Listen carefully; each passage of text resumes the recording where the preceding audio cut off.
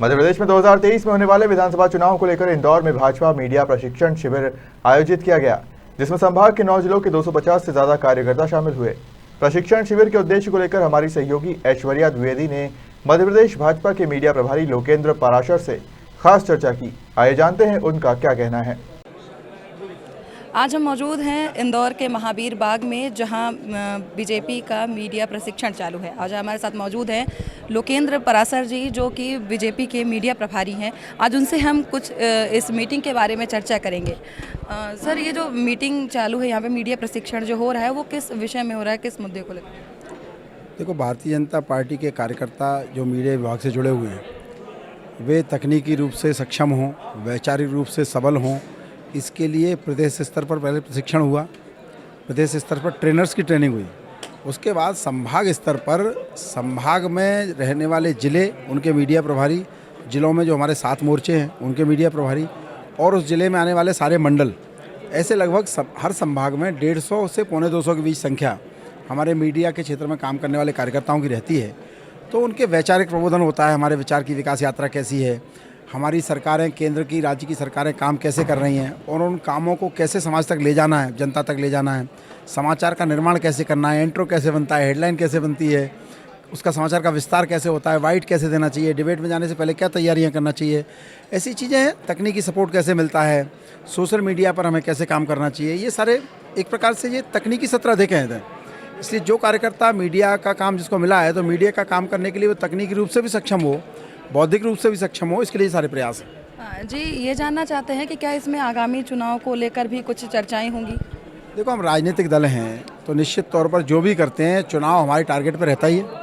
एक चुनाव जीतने के बाद दूसरा चुनाव भी जीतना है, इसके लिए ही काम किया जाता है निश्चित तौर पर। तो मीडिया विभाग भी किसी मामले में पीछे नहीं हटे। हमारी सरकारें जो बेहतर काम कर रही हैं वो जनता तक पहुँच जाएँ, उसमें कोई कमी नहीं रहे। इस दृष्टि से आप ऐसा मान सकते हैं कि चुनाव की तैयारी लगातार फैल रहे कोविड के विषय में आपका क्या कहना है? क्योंकि कोविड का इस समय फिर से प्रकोप बढ़ रहा है, संभावनाएं बढ़ रही हैं, और अब प्रवासी सम्मेलन भी इंदौर में होने वाला है, तो उसको लेकर आपका क्या कहना है? नहीं, मुझे लगता है कि कोविड के जो भी प्रोटोकॉल हैं, ईश्वर की कृपा है अभी भारत के ऊपर। भारत में ऐसी कोई भयावह स्थिति या कोई सामान्य स्थिति भी ऐसी कोई नहीं है। अभी चाइना में या लैटिन अमेरिका में, अन्य स्थानों पर है, लेकिन भारत में एक ऐसी सरकार है, सक्षम सरकार, जिसके प्रयासों के कारण पिछली बार आपने देखा होगा सारी दुनिया में हाहाकार मचा था, लेकिन भारत में इतनी जनसंख्या होने के बावजूद काफ़ी नियंत्रण में चीज़ें रहीं। और परसों ही प्रधानमंत्री जी ने उस पर चर्चा की है, बात की है, सारे राज्यों से बात की है, राज्यों के स्वास्थ्य मंत्रियों ने नीचे एडवाइजरी जारी की हैं। तो आप निश्चिंत रहिए कि कोई भी ऐसा काम नहीं होगा जो प्रोटोकॉल के विरुद्ध हो, और प्रोटोकॉल का पालन करते हुए समाज में, देखो, व्यवस्थाएँ भी आगे चलना है, समाज को भी आगे चलना है, मानव का कल्याण के काम भी आगे चलना है, और सुरक्षा भी जरूरी है। सबका बीच का कोई रास्ता निकाला जाएगा।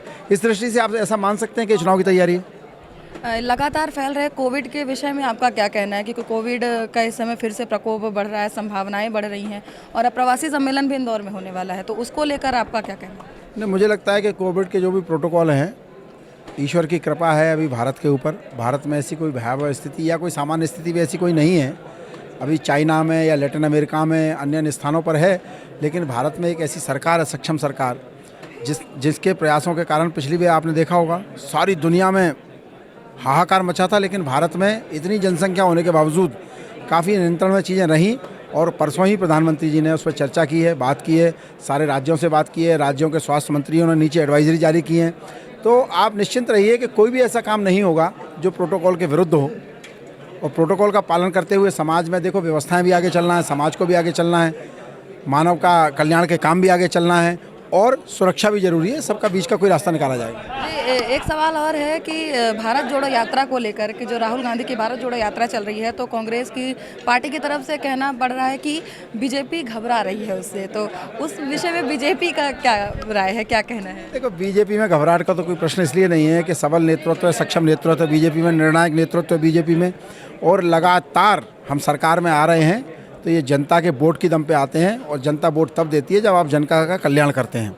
इसलिए हमें तो कोई घबराहट नहीं है। केवल एडवाइजरी, केवल उनको सलाह दी थी कि इस प्रकार की धक्का मुक्की, इस प्रकार की भीड़ भाड़, कोविड का जो आहट हो रही है उसमें करना ठीक नहीं है, इसलिए प्रोटोकॉल के तहत काम करना चाहिए। ये रही आज की हमारी जानकारी। बने रही खबर मध्य प्रदेश छत्तीसगढ़ के साथ।